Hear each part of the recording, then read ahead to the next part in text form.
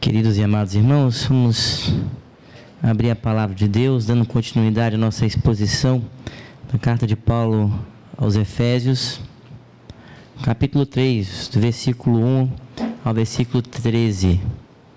Nessa manhã nós expusemos o versículo 1 e o versículo 13, vamos continuar nessa noite, mas vamos ler do 1 ao 13 agora, capítulo 3, da carta de Paulo aos Efésios.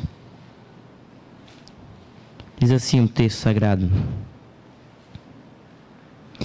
Por esta causa eu, Paulo, sou prisioneiro de Cristo Jesus, por amor de vós, gentios, se é que tendes ouvido a respeito da dispensação da graça de Deus, a mim confiada para vós outros, pois segundo uma revelação, me foi dado conhecer o mistério, conforme escrevi há pouco, resumidamente, pelo que quando ledes, podeis compreender o meu discernimento do mistério de Cristo, o qual em outras gerações não foi dado a conhecer aos filhos dos homens, como agora foi revelado aos seus santos apóstolos e profetas no Espírito, a saber, que os gentios são co-herdeiros, membros do mesmo corpo e co-participantes da promessa em Cristo Jesus, por meio do Evangelho, do qual fui constituído ministro, conforme o dom da graça de Deus, a mim concedida, segundo a força operante do seu poder. A mim, o menor de todos os santos, me foi dada esta graça de pregar aos gentios o evangelho das insondáveis riquezas de Cristo, e manifestar qual seja a dispensação do mistério, desde os séculos, oculto em Deus, que criou todas as coisas, para que pela igreja, a multiforme sabedoria de Deus se torne conhecida, agora, dos principados e potestades nos lugares celestiais, segundo o eterno propósito que estabeleceu em Cristo Jesus, nosso Senhor, pelo qual temos ousadia e acesso com confiança, mediante a fé nele. Portanto, vos peço que não desfaleçais nas minhas tribulações por vós, pois nisso está a vossa glória. Vamos orar ao nosso Deus. Deus bendito, Deus amado, te louvamos, ó Deus, pelo culto que até agora lhe prestamos, Senhor, e oramos buscando a tua face, pedindo que teu Espírito nos guie e nos conduza ao entendimento da tua palavra, Senhor. Que possamos ter clareza na exposição, para que entendamos de maneira racional, mas acima de tudo que teu Espírito fale aos nossos corações, para que possamos entender as verdades espirituais que estão dentro desse texto, ó Deus, para as nossas vidas. Que o Senhor nos ajude, Senhor, nisso, que teu Espírito seja realmente aquele que nos instrua e que dê toda intrepidez para que possamos pregar, ó Deus, para que a pregação seja feita no poder do teu Espírito. É em nome de Jesus que nós oramos. Amém. Meus irmãos, dando continuidade à nossa exposição, agora na carta de Paulo, a carta de Paulo aos Efésios, agora estamos no capítulo 3 da carta de Paulo. Já vimos que Paulo escreve, estava prisioneiro em Roma, no 62, depois de Cristo, até 64, alguns acham que até 64, e vimos que o apóstolo Paulo, ele estava provavelmente na sua terceira viagem missionária. Isso vocês encontrarão lá no capítulo 28, de Atos dos Apóstolos. O apóstolo Paulo, ele teve um problema lá em Éfeso. Ele levou, em Atos ainda, em Atos 21 e 22, ele leva alguém para o templo, chamado Trófimo. E quando ele leva esse gentio ao templo, ele é acusado de estar profanando esse templo. E ele, então, vocês olharem, lerem esse texto, você vai ver que Paulo agora provavelmente foi levado à prisão domiciliar por conta disso. Então Paulo, quando escreve essa carta, ele está preso. Ele escreve com algumas intenções. Essa igreja é uma igreja importante, é uma igreja de um lugar importante, onde tem um fluxo de pessoas, que provavelmente aqui acontece isso mesmo no futuro. Essa igreja vai ser um grande lugar para enviar missionários, enviar pregadores, uma igreja que cresce e se desenvolve. Mais à frente, a igreja em Éfeso passa por algumas dificuldades, nós vamos ver isso em Apocalipse, quando fala que eles perderam aquele primeiro amor que estava desde o início, e agora era necessário que voltasse esse primeiro amor. A igreja se torna importante, se torna grandiosa, e uma igreja que ela foi construída Basicamente tem gentios e tem judeus, mas o apóstolo Paulo encontra muitos gentios naquele momento, naquele lugar. Ele prega naquele lugar, ele prega o evangelho então ali é recebido, e o apóstolo Paulo dá graças a Deus por isso. Ele louva a Deus porque Deus redimiu o seu povo, Deus resgatou o seu povo, Deus salvou o povo dos seus pecados. E Paulo mostra como era a condição daqueles irmãos. Ele diz que aqueles irmãos eram pessoas que estavam, na verdade, antes, debaixo da ira de Deus, mortos nos delitos e pecados, e Deus, por sua graça, por seu favor imerecido, Ele agora está criando um novo povo, uma nova humanidade em Cristo Jesus. Portanto, Paulo termina o 2º capítulo dele dizendo isso, que Deus, por sua graça, por sua misericórdia, pelo dom dele, Ele está construindo um povo novo. Pela graça sois salvos mediante a fé, isso não vem de vós, é dom de Deus, nem de obra para que ninguém se glorie. Somos criados em Cristo Jesus. Do alto somos criados de uma nova criação. E que é essa criação que Paulo fala? É a igreja dele. A igreja, a carta de Éfeso, está fala da igreja do Senhor. Essa igreja que é fundamentada na doutrina dos apóstolos, alicerçada na rocha que é Jesus. E a igreja que ela é viva, ela recebe dons, e ela consegue continuar a sua vida e exercer a sua função na sociedade e dentro dela mesma através dos dons do Espírito Santo, o dom maior da salvação e os dons que o Espírito Santo vai conceder a cada um. Então é uma igreja que ela está nutrida pelo poder do Espírito Santo de Deus. É interessante que alguns autores, como o reverendo Augusto Nicodemos, por exemplo, ele vai nos dizer que depois de Coríntios, ainda tem Coríntios que fala muito do Espírito Santo, Efésios é uma das cartas que mais fala do Espírito Santo, mostrando como o Espírito Santo é importante na construção da igreja. E o apóstolo Paulo, ele termina essa carta dizendo: olha, vocês estavam longe, agora vocês foram aproximados. Vocês não podiam entrar no santuário de Deus, agora vocês são o próprio santuário de Deus. Vocês são templos do Espírito Santo de Deus. E aí, quando Paulo termina isso, ele fala: por esta causa eu, Paulo, sou prisioneiro de Cristo Jesus. Por que causa? Ele está continuando o seu texto, continuando a palavra daquela igreja que estava ali. E Paulo agora vai dizer que ele é prisioneiro, e é prisioneiro de Cristo e não de homens. Não é de Nero, não é de nenhum governador. Ele é prisioneiro de Jesus Cristo, por causa da mensagem que ele pregava, de que os gentios agora faziam parte dessa nova igreja, dessa aliança, dessas bênçãos celestiais.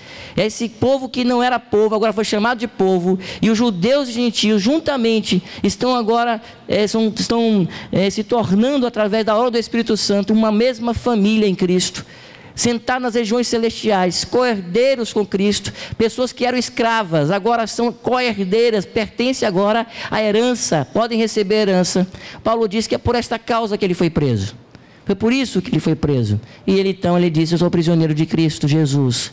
Mas Paulo não quer, na verdade, desanimar aqueles irmãos. No versículo 13, ele fala que ele escreveu isso para que eles não se cansem, não desfaleçam, para motivá-los, mostrando: olha, se eu estou preso agora, é para a glória, ele diz assim: por vós, pois isso está a vossa glória. E Paulo, portanto, ele está ecoando uma ideia que tem lá em Filipenses, capítulo 1, os irmãos não precisam abrir, versículo 29, que diz: porque vos foi concedida a graça de padecerdes por Cristo, e não somente de crerdes nele, pois tendes o mesmo combate que vistes em mim, e ainda agora ouvis que é o meu. Paulo ainda, nos textos de Colossenses, ele diz a mesma coisa: agora me regozijo nos meus sofrimentos por vós. Paulo se gloria, ele está alegre não porque ele gosta de sofrer, mas porque o sofrimento de Paulo está redundando em glória para a igreja está se desenvolvendo. É o fato que a igreja, ela está se desenvolvendo através há perseguições, há dificuldades, mas nessas dificuldades, nessas perseguições, quanto mais o povo começa a perseguir a igreja, os governantes, o mundo, aqueles judeus que não foram convertidos, os fariseus, isso denota que Paulo está pregando o verdadeiro evangelho, que é o evangelho de Jesus Cristo. E Paulo está dizendo: isso é glória. Isso é glória. Ele pode ecoar com Pedro e João e dizer: olha como é bom ser açoitado em nome de Jesus. Mas Paulo escreve isso para encorajar aquela igreja, porque alguns adversários poderiam dizer para Paulo: cadê agora a sua vitória? Cadê a glória da igreja, já que você está preso? Por que eu devo seguir um evangelho que me leva à prisão e me leva a ter sofrimentos? E Paulo está dizendo, isso é glória. É através do sofrimento de Jesus que nós temos a salvação. Foi no sofrimento da cruz que nós obtivemos o acesso ao Pai.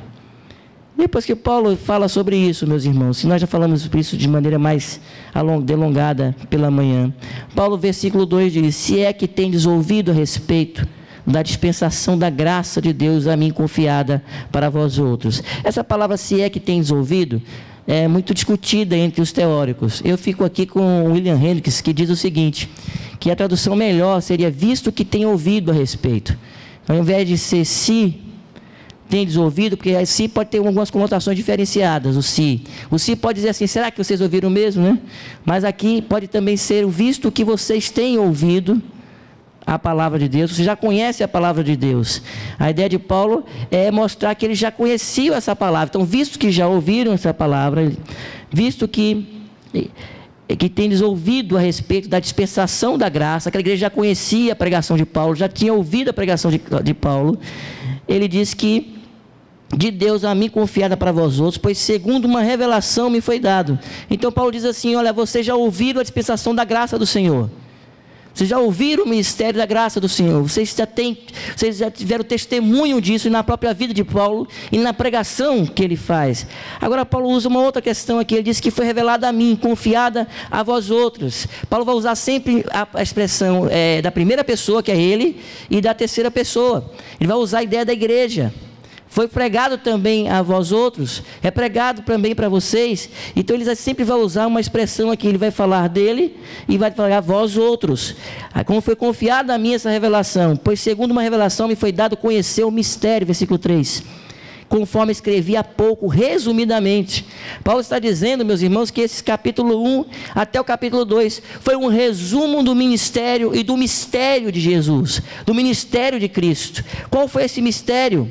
Paulo, ele demonstra que Deus, por intermédio da graça dele, do favor imerecido, chegou até Paulo, abriu os olhos de Paulo, iluminou o entendimento de Paulo. Diz o texto aqui, ele revelou. Era algo que estava escondido por o apóstolo Paulo. O apóstolo Paulo é um judeu. Ele é um judeu de nascença. Ele foi instruído aos pés de Gamaliel, mas ele é um judeu. Ele tem toda aquela cultura, todo o conhecimento das escrituras, mas o apóstolo Paulo andou cego por muito tempo. Ele andou cego, e é interessante a ironia, se a gente pode usar essa expressão, quando Deus salva Paulo, o que ele faz com Paulo? Ele cega os olhos. A luz de Jesus é tão tremenda, tão grandiosa, que Paulo fica cego e cai do chão. Ele cai, e agora naquele momento, ele fica cego, e depois ele recebe agora a visão. Deus abre os olhos, agora Paulo está vendo. O que Paulo está dizendo? Aquilo que estava oculto, estava, a ideia aqui de mistério, de revelado, é uma ideia de que você tem um lençol, você tem uma cortina em seus olhos, agora essa cortina foi aberta. Você tem vendas nos olhos, agora essas vendas foram retiradas. Paulo mostra aqui que ele mesmo recebeu essa revelação. Foi pregado para ele, Cristo falou a ele. É muito interessante vocês observarem que o apóstolo Paulo, em todas as cartas, principalmente na carta aos Coríntios, ele mostra isso. Olha, quem me deu isso foi Jesus. Jesus me revelou, Jesus falou comigo, eu estive com ele, não ouvi de ninguém, eu aprendi do próprio Cristo. Paulo recebe essa visão maravilhosa. Esse mistério foi revelado para o apóstolo Paulo. Foi-me dado conhecer o mistério, mas foi pela graça. Não foi por nenhum merecimento dele, mas foi por favor de Deus imerecido. É pela graça que ele agora recebeu aquele mistério, a revelação desse mistério, e ele pregou resumidamente para aquela igreja. Ele ensinou aquela igreja e falou agora nos capítulos anteriores, na carta, resumidamente, o que é esse mistério, que Jesus Cristo veio reconciliar o homem com Deus, através do seu sangue, que este homem estava em pecado, era contrário a Deus, estava debaixo da ira, estava morto os seus delitos e pecados, mas Jesus Cristo veio fazer uma nova humanidade nele, criar uma igreja fundamentada na doutrina dos apóstolos e alicerçada na rocha, que é Jesus. Todo esse capítulo, os capítulos anteriores, é que o Paulo diz assim, eu há pouco escrevi resumidamente. E depois o apóstolo Paulo, no versículo 4, meus irmãos, continua: pelo que quando ledes, podeis compreender o meu discernimento do mistério de Cristo. Agora, lendo, eles podem compreender, já foi revelado, já foi desvendado, o mistério foi dado a Paulo, revelado a Paulo. Paulo agora revelou aqueles irmãos podem ler e podem entender esse mistério que estava antes oculto. Aqui, se você quiser ter uma ideia boa desse texto, você pode dividir como John Stott divide. Ele chama aqui, ele faz uma divisão interessante. Do versículo 1 a 6, Paulo fala dessa revelação. Deus está revelou a Paulo e revelou também à igreja que estava em Éfeso. Vamos acompanhar, veja que ele diz: vocês podem compreender o meu discernimento do mistério de Cristo, o qual em outras gerações não foi dado a conhecer aos filhos dos homens, como agora foi revelado aos seus santos apóstolos e profetas. Veja de novo a ideia revelada no Espírito, a saber que os gentios são co-herdeiros, membros do mesmo corpo e co-participantes da promessa de Cristo Jesus por meio do Evangelho. O que Paulo então vai dizer? Ele diz aqui que esse mistério estava oculto nas gerações passadas. Meus irmãos, é muito interessante isso. É muito interessante a gente observar a ideia daquilo que é chamado de revelação progressiva de Deus.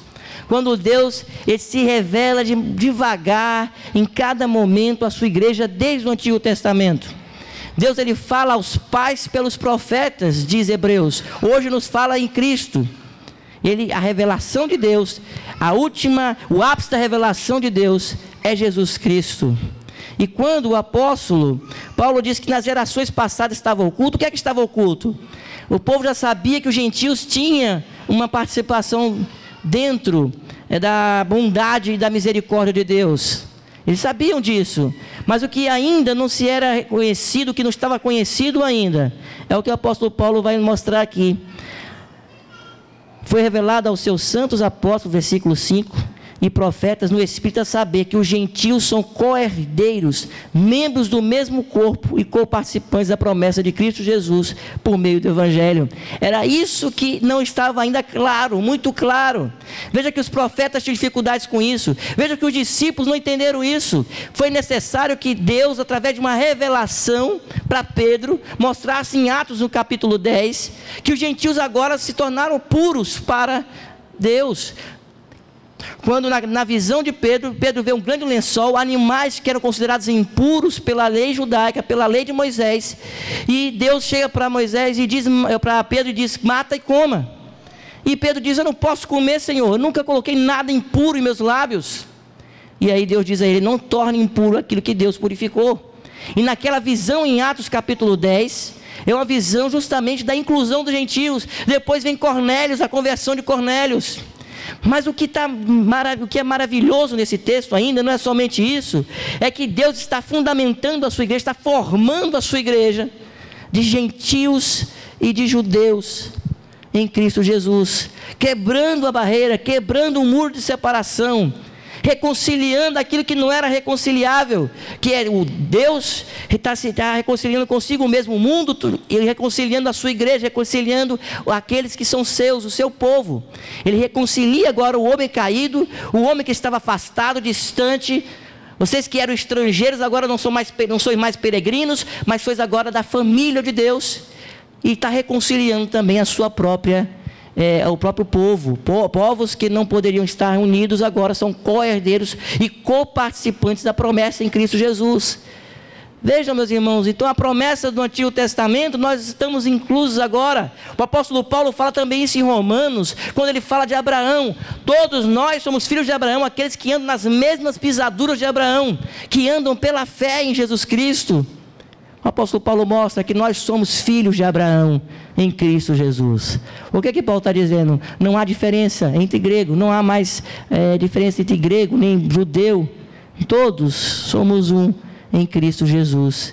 Esse mistério foi revelado aos apóstolos. Foi dado a Paulo para ser o pregador, o mensageiro, o servo dos gentios. E Paulo também mostra que não é somente dos gentios que prega a todo homem que está longe de Deus. Veja o que ele diz: nas outras gerações não foi dado a conhecer aos filhos dos homens. Eles não tinham o discernimento completo. A revelação foi dada devagar, e eles foram recebendo aquela revelação. Não tinham compreensão de tudo que estava lendo ali. Não havia essa compreensão, até que agora no Novo Testamento isso é revelado de maneira clara, de maneira plena. O véu é totalmente retirado dos olhos. As pessoas agora podem entender através do ministério apostólico. Por isso ele diz: vocês podem compreender agora aquilo que em gerações passadas estava oculto, estava escondido, não tinha sido revelado de maneira tão clara. E com aquele o que é que não foi revelado? A saber, versículo 6, que os gentios são co-herdeiros, membros do mesmo corpo e co-participantes da promessa em Cristo por meio do Evangelho. Aqui já nos diz muita coisa. Somos co-participantes da promessa em Cristo. Nós hoje ainda já somos, como a igreja em Éfeso, co-participantes da promessa por meio do Evangelho, mas somos de um só corpo. Pertencemos à igreja que Paulo está falando aqui, a igreja do Senhor Jesus. Aqueles irmãos que estavam em Éfeso, os gentios, agora estavam unidos juntamente com os judeus. A partir do capítulo 6, versículo 7, meus irmãos, até o versículo 13, o apóstolo Paulo, se nós usarmos a ideia de Aristóteles, a gente pode falar que ele vai falar da sua comissão, do seu envio, do seu chamamento. E eu acho interessante usar assim para a gente entender melhor, dividir melhor a ideia do texto. E ele fala do qual fui constituído ministro. Então ele foi chamado, foi comissionado, ministro conforme o dom da graça de Deus a mim concedida, segundo a força operante do seu poder. O apóstolo Paulo mostra que o ministério dele não foi um ministério que por causa da sua força, por causa do seu poder, por causa dos seus talentos, não. Foi Deus que comissionou, foi Deus que deu dom a ele, através da força operante do poder de Deus, essa força que o próprio apóstolo Paulo já falou anteriormente, nos capítulos anteriores, a força do poder de Deus, a força que tem através do Evangelho, do ministério do Evangelho de Cristo Jesus. Paulo diz: olha, foi concedido isso por graça, por misericórdia. Ele não se vangloria, ele não fica exaltado por causa desse ministério. Ele diz: é dom, é graça de Deus. O dom significa presente do Senhor, é um presente do Senhor, presente que eu recebi. E agora o apóstolo Paulo fala algo maravilhoso, que ele repete em outros textos, como ele diz assim, meus irmãos, eu queria que os acompanhassem no versículo 8: a mim, o menor de todos os santos, me foi dada esta graça de pregar aos gentios o evangelho das insondáveis riquezas de Cristo. Isso é um tema maravilhoso, essas insondáveis riquezas de Cristo. Só que o apóstolo Paulo, antes de comparar que a riqueza do Senhor é insondável, a expressão grega que significa aquilo que não pode ser compreendido, insondável, aquilo que não se pode compreender. Então, antes de chegar na incompreensão da riqueza de Cristo, da glória do Evangelho, do ministério do Evangelho, antes de chegar a isso, ele diz assim: foi concedido a mim um pequeno. E aqui é interessante que alguns autores falam o seguinte: olha, o apóstolo Paulo pode ter feito um próprio trocadilho com o nome dele, porque Paulo significa homem de pequena estatura. O nome Paulo significa um homem que era de pequena estatura, uma pessoa pequena. E dizem os historiadores que Paulo era baixinho mesmo, era pequeno. E ele usou: eu que sou o menor dos apóstolos. Mas aqui não é só no sentido aqui de estatura. Ele pode ter usado trocadilho, mas a intenção dele é dizer assim: eu persegui a igreja. Os irmãos não precisam abrir, mas a palavra de Deus em 1 Coríntios capítulo 15 versículo 9, os irmãos por favor não precisam abrir, eu vou ler para os irmãos. 1 Coríntios capítulo 15 versículo 9 diz assim o texto da palavra de Deus. E é nesse sentido que a gente tem que entender quando Paulo fala que ele é pequeno: porque eu sou o menor dos apóstolos, que mesmo não sou digno de ser chamado apóstolo. Por quê? Pois persegui a igreja de Deus. O sentimento de apóstolo Paulo, por que ele se considera tão pequeno? Porque ele se considera tão ínfimo diante da riqueza, da insondável riqueza de Cristo, das insondáveis riquezas de Cristo, das insondáveis misericórdias de Deus. Porque o apóstolo Paulo, ele perseguiu a igreja. Então ele entende que ele é o menor dos apóstolos nesse sentido. Ele conhece a sua pequenez, ele conhece quem é ele mesmo, ele sabe do quanto ele foi, o quanto ele chegou, ao ponto que ele chegou, o que ele fez contra a igreja. Ele sabe até onde ele foi para perseguir o povo de Deus. Ele tinha cartas em suas mãos para levar as pessoas ao cativeiro, à prisão. O apóstolo Paulo estava junto ali, ele consentiu, diz o texto em Atos, com a morte de Estevão. Ele viu os mártires da igreja, ele estava ali. Ele é um homem de dores, ele sabe o que é sofrer. Por que ele sabe tudo isso? Ele é um homem que perseguiu a igreja. Ele perseguiu a igreja. E aí então o apóstolo Paulo diz assim: eu, o menor dos apóstolos, que persegui a igreja, não sou digno de ser chamado apóstolo, servo de Deus. Ele não é digno disso. Ele encontra em Deus a graça, o favor imerecido de Deus, a bondade de Deus para com ele. Por quê? Porque aquele que era perseguidor agora passa a ser perseguido. Importa, Paulo, agora você saber o que tu fale e padecer pelo meu nome. E o apóstolo Paulo: eu sou tão pequeno, olha como é que Deus fez. Depois ele diz: eu trabalhei mais do que todos, não com orgulho, mas depois ele diz assim: não eu, mas a graça de Deus em mim. O apóstolo Paulo entende, diante da vida dele, quem ele era. Então ele diz: eu sou o menor dos santos. Não é um orgulho de ser pecador, como é que fala, que é orgulho de ser humilde, né? Não, é entendimento mesmo de um homem que sabe como ele era pecador, que sabe o sentido daquilo que se chama arrependimento. Uma coisa tão difícil de ser encontrada hoje dentro da sociedade moderna, arrependimento. Nós ouvimos tantas coisas aí, tantas mensagens positivistas, a ideia de que você não pode mais se arrepender, que você não tem pecado, que as pessoas perderam aquela ideia de sentimento de arrependimento, de chorar as feridas. É interessante que quando Charles Spurgeon fala de um pecador, ele diz assim: olha, o pecador tem que ser aquele que, como uma corça, como uma corça ferida, volta para a sua caverna, lamber as suas feridas. É isso que acontece quando alguém, por exemplo, ouve a mensagem de Cristo, a insondável riqueza de Cristo, deveria voltar para a sua casa, lambendo suas feridas. Ele foi ferido pelo Evangelho, ele recebeu a espada, a palavra de Deus, ele foi confrontado com o seu pecado, ele foi confrontado com os seus delitos, aquilo que ele está fazendo de errado. E agora o que ele vai fazer? O que ele vai fazer com isso? Qual é a resposta que ele tem que dar? Arrependimento. Mas não é um arrependimento, meus irmãos, de esse arrependimento aqui: me arrependi, aquele arrependimento remorso, né? Peso na consciência. O cara está aqui me ajudando.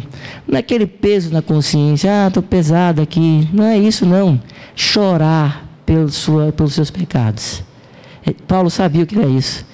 Em nenhum momento ele esquece disso. Todas as vezes que ele prega o Evangelho, ele diz assim que longe de se gloriar nele mesmo, mas a glória dele é em Cristo Jesus.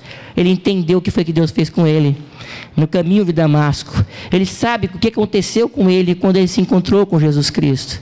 E aqui, logo agora, a gente poderia pensar sobre isso, sobre nossas vidas, a exemplo do apóstolo Paulo, e entender o que é que a gente faz, ou como foi a nossa conversão, ou como pode ser a sua conversão nesse sentido. Você tem que entender quem você é diante de Deus, entender a sua pequenez diante do Senhor e falar: olha, Senhor, o amor de Cristo me constrange. O amor de Cristo me constrange. É insondável, eu não posso traduzir em palavras. Não dá para explicar as insondáveis riquezas de Cristo. Aquilo que não pode ser traduzido em palavras. O apóstolo Paulo quer dizer que é um tesouro inesgotável. Não há como esgotar esse tesouro. É a riqueza de Jesus Cristo. A obra de Jesus é aquilo que Deus veio fazer. Paulo, em outro lugar, ele diz: é loucura para os que se perdem. É loucura. E não é assim mesmo, irmão? Quando pregamos o Evangelho, quando anunciamos Jesus Cristo, não é assim que as pessoas às vezes ficam sem entender como Deus quer salvar pecadores através do seu Filho, e como Deus pode ser um Deus encarnado, Deus revelado, Jesus, aqui o Deus encarnado, como pode acontecer isso, o Deus encarnado, o Verbo encarnado, e como pode ter também o Filho de Deus, o unigênito, morrer na cruz, para salvar pecadores. Isso é algo que é difícil de entendimento, só através daquilo que Paulo falou já no versículo 6, no versículo 5, perdão, foi revelado aos seus santos apóstolos e profetas no Espírito Santo de Deus. Só o Espírito Santo para fazer isso conosco. Paulo entende que a grandiosidade da riqueza de Cristo e do ministério de Jesus, e como ele era pequeno diante de tudo isso, seria o sentimento que nós deveríamos ter nessa noite. E manifestar, versículo 9, e manifestar qual seja a dispensação do mistério, desde os séculos, oculto em Deus, que criou todas as coisas, para que pela igreja, a multiforme sabedoria de Deus se torne conhecida agora, dos principados e potestades nos lugares celestiais. Veja o que Paulo vai nos mostrar, que aquilo que estava oculto nos séculos, oculto em Deus, que Deus guardou, e agora ele revela por intermédio dos apóstolos, ele revela isso aos santos apóstolos, aquilo que ele guardou, que Deus criou todas as coisas. Ele diz assim, pela igreja, Deus está mostrando a sua multiforme sabedoria. Meus irmãos, que coisa maravilhosa que Paulo está dizendo. Sabe o que Paulo está dizendo? Que é por você que está aqui nessa noite, que o mundo conhece a multiforme, a colorida. A ideia aqui é de várias cores. Multiforme significa várias cores, ou várias formas. A ideia de uma roupa que era cheia de cores. Ele quer dizer que é uma multiforme sabedoria de Deus, que é a mesma ideia de uma insondável riqueza, e uma sabedoria que ela não dá para você medi-la. Ela é tamanha, ela é grandiosa. A multiforme sabedoria de Deus, ela é conhecida por intermédio da igreja. Ela é conhecida pelo intermédio da sua pregação, quando você evangeliza alguém. Ela é conhecida através do seu testemunho, quando você testifica de Cristo. Existe o autor, William Hendricks, fala também, e outros também falam de uma forma, diz assim, olha, o mundo julga Jesus através da sua igreja. Francis Schaeffer diz assim, olha, o mundo nos observa. É através da observação da igreja que a gente pode exaltar a Jesus, exaltar a Cristo, ou a gente pode, na verdade, envergonhar o Evangelho. Veja que o texto diz que Deus mostra essa multiforme sabedoria através da igreja. Então é você, meu irmão, que vai fazer isso.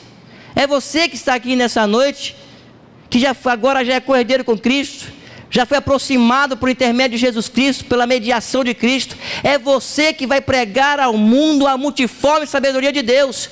Todas as vezes que uma pessoa se converte a Cristo, essa pessoa agora, ela é a manifestação viva da multiforme sabedoria de Deus.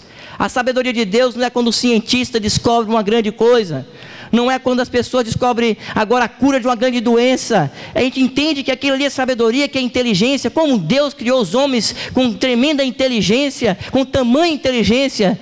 Mas a multiforme sabedoria de Deus, a grandiosidade da sabedoria de Deus, ela é manifestada quando o Evangelho do Senhor Jesus é pregado e as pessoas se convertem a Cristo. Quando a igreja, ela se desenvolve, quando ela cresce por intermédio da pregação fiel das Escrituras Sagradas, pelas insondáveis riquezas de Cristo.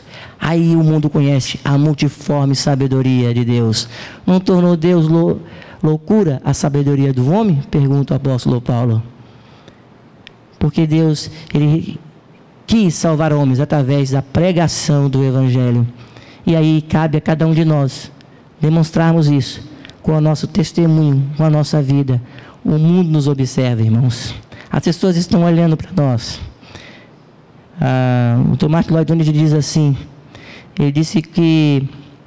ele fala que se um crente não pode influenciar uma sociedade, as pessoas não conseguem olhar naquele crente um perfil de serenidade, de uma pessoa que ela é importante para ouvir um conselho dela. Se as pessoas não conseguem olhar para você e dizer assim, eu quero um conselho daquela pessoa, porque ela é uma pessoa centrada, uma pessoa equilibrada, uma pessoa que tem sabedoria. Se ela não consegue ver isso em você, porque você precisa mudar a sua vida. Porque através disso, nós também estamos demonstrando a multiforme sabedoria de Deus. A igreja como uma luz no mundo de escuridão. A igreja como uma luz no mundo de trevas. Jesus diz, eu sou a luz do mundo. E cada um de nós aqui, somos também esses luzeiros do Senhor. Temos que pregar o Evangelho, que é a luz do mundo. E cada um de nós temos que ser luz neste mundo em trevas. Esse é o grande mistério que foi revelado, essa junção dessa igreja, essa coparticipação que nós mostramos às pessoas com a pregação do Evangelho. E o apóstolo fala isso, a igreja que estava em Éfeso, e fala isso para nós também nessa noite. Mas Paulo fala uma coisa bastante difícil aqui. Ele diz que agora, a sabedoria de Deus se torne conhecida agora dos principados e potestades nos lugares celestiais. Aqui é uma divisão muito grande, meus irmãos. Alguns acham que principados e potestades aqui é como Paulo falou anteriormente, naquelas hostes de Satanás, as hostes malignas, aqueles que caíram, aquelas miríades de anjos que caíram juntamente com Satanás. E alguns acham que agora, neste momento, esses anjos malignos estão conhecendo a sabedoria de Deus, porque eles não são oniscientes. Eles estão conhecendo a multiforme sabedoria de Deus por intermédio da pregação do Evangelho. Outros, como Calvino, William Hentz, e eu acho que é uma opção interessante também, dizem que não é aqui a ideia de principados e potestades no sentido negativo, mas no sentido de poder de anjos que estão numa região celestial em Cristo. Aquelas pessoas, aqueles anjos que foram salvos, que foram preservados por Deus, aqueles que foram preservados, não salvos, preservados por Deus. Esses anjos também estão olhando a igreja desenvolvendo e crescendo. Lembra do texto que o apóstolo diz assim, que os anjos anelam prescrutar? Essa expressão não é anelam pregar, como alguns estão falando aí, os anjos querem pregar o Evangelho. Não, isso está totalmente por fora. A ideia é que os anjos querem se inclinar, eles querem ver o que está acontecendo, porque eles não são oniscientes.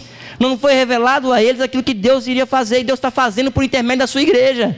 Eles olham para aquilo tudo, eles estão agora conhecendo o mistério de Cristo revelado. Eles estão conhecendo agora as insondáveis riquezas de Cristo. Eles estão vendo o Senhor da glória sendo exposto como uma obra de escárnio, um instrumento de escárnio, um objeto de escândalo, numa cruz. Eles estão vendo o Senhor da glória, que eles estavam lá louvando, cantando e exaltando aquele Senhor da glória, agora na cruz do Calvário. E os anjos, eles anelam entender, compreender. E isso agora é demonstrado pela igreja.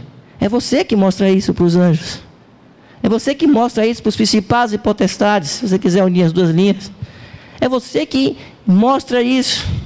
Todas as vezes que você se comporta de acordo com o Evangelho, que você prega o Evangelho de Jesus Cristo, quando você mostra o Evangelho pregado sem nenhuma camuflagem, o Evangelho que é limpo, porque, como diz o cantor, se camuflar da sua excelência, ele perderá a sua excelência. O Evangelho é aquele que mostra o homem debaixo do seu pecado, necessitado de Deus. E diz o texto que agora é conhecido por intermédio da igreja. A igreja que faz isso, segundo o eterno propósito que estabeleceu em Cristo Jesus nosso Senhor. Paulo está dizendo que aquilo que estava oculto em Deus não foi uma coisa que Deus resolveu de última hora. Está no eterno propósito de Deus.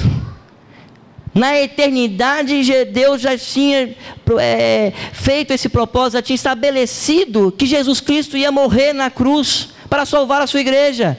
O Cordeiro que foi morto antes da fundação do mundo.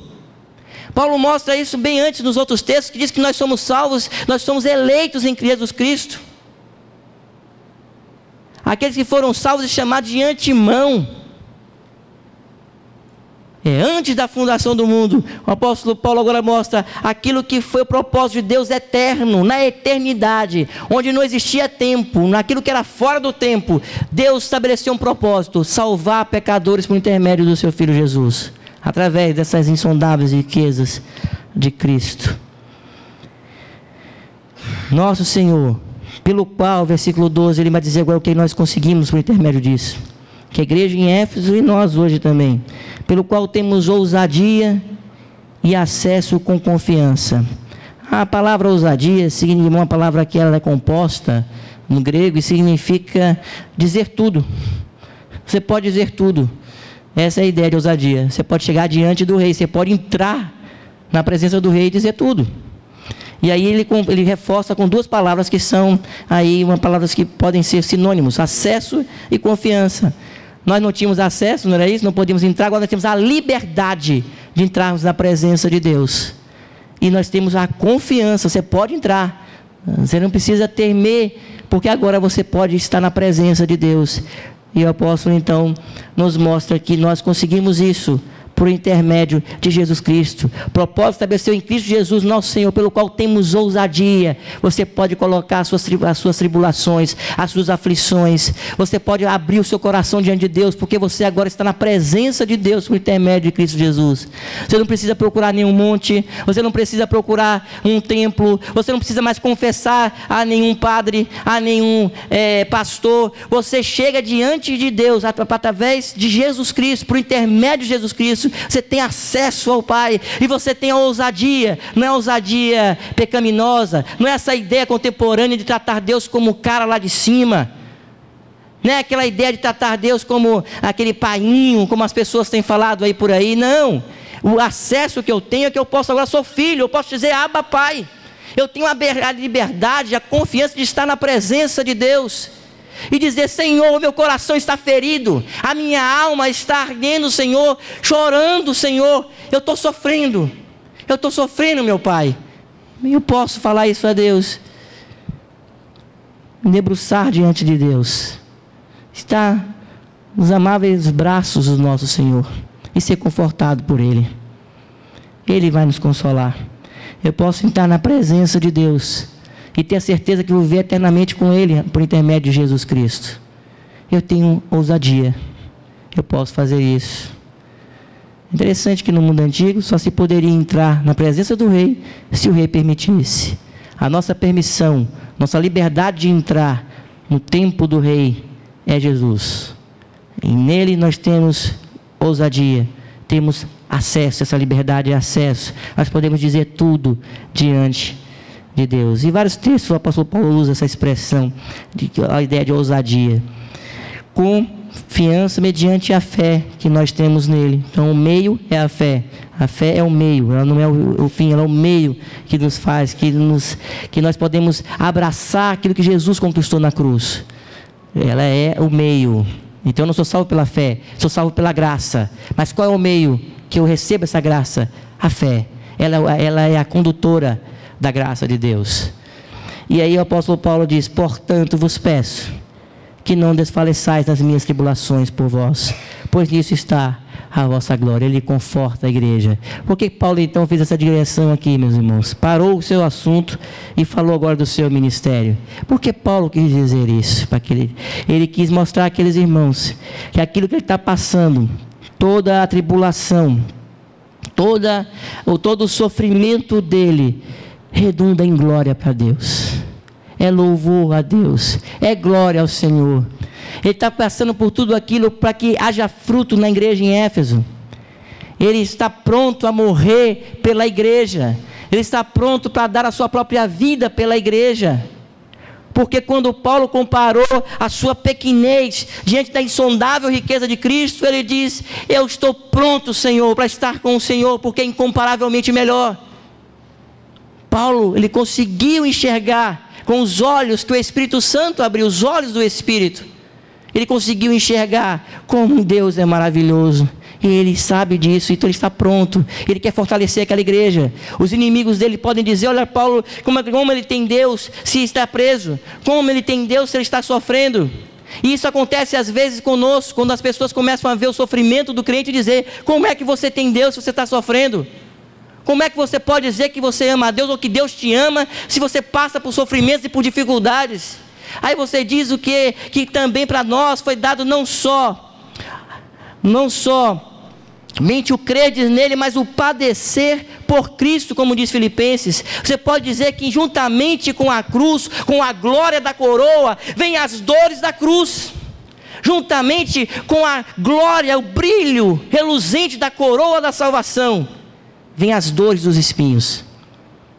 Não adianta você querer a salvação achando que você só vai ter as coisas boas da vida. Não. Jesus disse que no mundo teremos aflições, mas saiba que Ele venceu o mundo. Mas como diz a palavra de Deus, ninguém sofra por ser ladrão, por ser bandido, por fazer coisa errada. Sofra pelo nome de Jesus. Isso que Paulo fez aqui. Sofreu por causa do nome de Jesus. Mas, meus irmãos, esse texto mostra uma coisa maravilhosa para nós também. Mostra que Paulo foi chamado pela graça de Deus e não veio dele, então é um dom de Deus. Mas pela graça do Senhor foi revelado a ele o mistério que estava oculto há tantas gerações, há muitas gerações. E hoje Deus nos revelou através das suas escrituras, através de Cristo. E o que eu quero nessa noite é que aqueles que já foram revelados isso, aqueles que já conhecem e conseguem entender aquilo que estão lendo, possam nessa noite ser iluminados do entendimento no coração para aplicar a palavra de Deus em suas vidas, ou seja, seguir a vida de Cristo. O que significa isso? Significa estar pronto para sofrer pela igreja do Senhor Jesus. Você percebe que Paulo está falando de igreja? Sabe o que significa isso? Conjunto de pessoas. A igreja não é um indivíduo só. E Paulo então, ele está dizendo que a igreja é preciosa para Deus. Deus veio salvar a sua igreja. E aí de novo, voltando a um autor chamado John Stott, novamente, na verdade, John Stott, ele disse que ele não entende como que as pessoas, eu vou falar aqui, parafraseando ele, como as pessoas não têm compromisso com a igreja, como as pessoas não têm compromisso na sua igreja local, como as pessoas levam a igreja de qualquer jeito, não há nenhum sentimento pela igreja local, não há comprometimento, não há fidelidade, não há amor pela igreja. Paulo está dizendo que nós somos a igreja, mas Paulo está dizendo que nós somos a igreja quando nos reunimos também. Somos o templo do Espírito, mas a igreja do Senhor que Deus veio salvar não é uma pessoa, são pessoas reunidas. E essa igreja é valiosa para o Senhor. Ele deu o seu sangue pela sua igreja, diz a palavra de Deus. E como então existem pessoas tão desinteressadas pela igreja?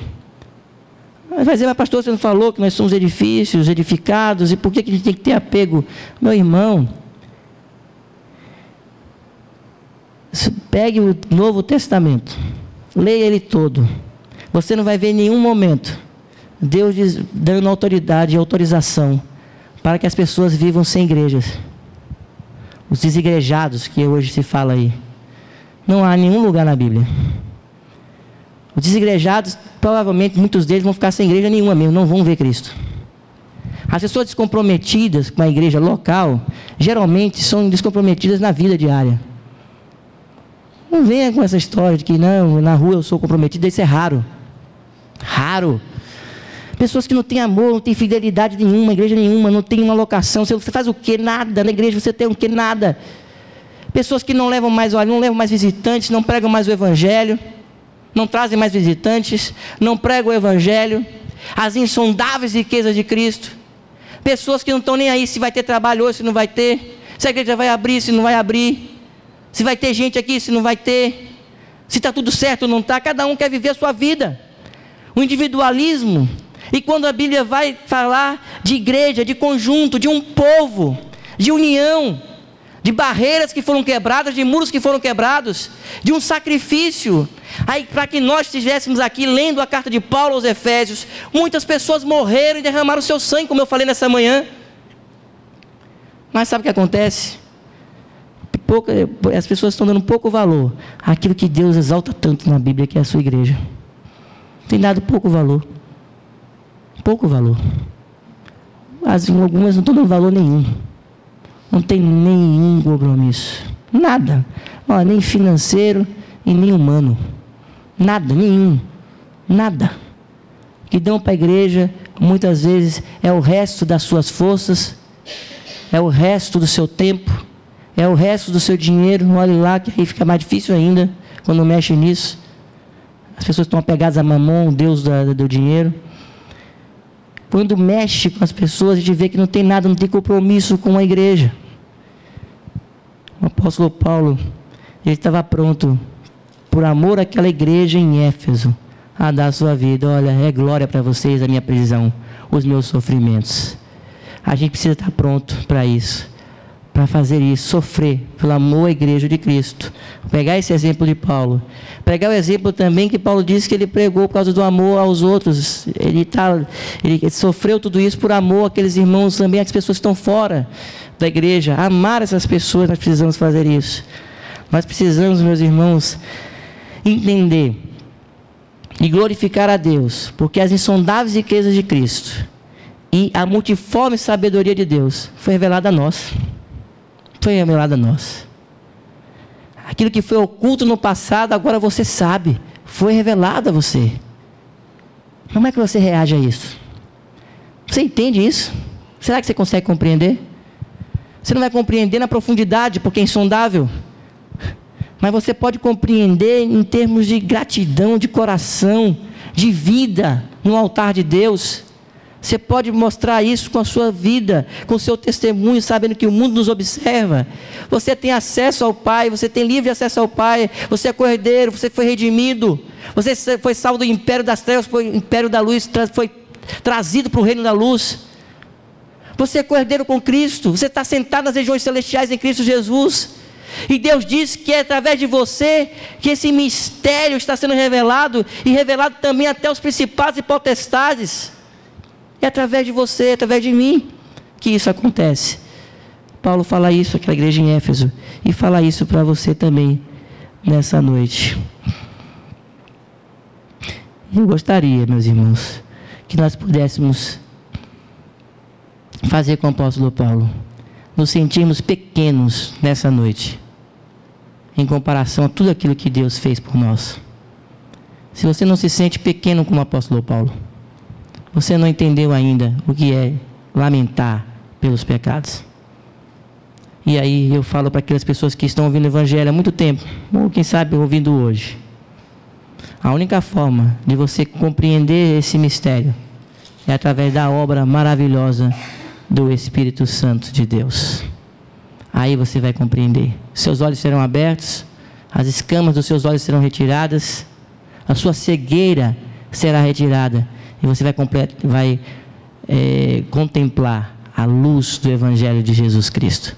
E essa é a minha oração nessa noite. Firmeza na fé para aqueles que estão de Cristo. Firmeza, gratidão, mudança de vida, porque o mundo nos observa. Pregarmos o Evangelho. E para aqueles que não são ainda de cristãos, que não estão ainda em Deus, que Deus nessa noite possa tocar, converter pelo poder do Espírito Santo dele. Essa é a nossa oração em nome do nosso Senhor Jesus.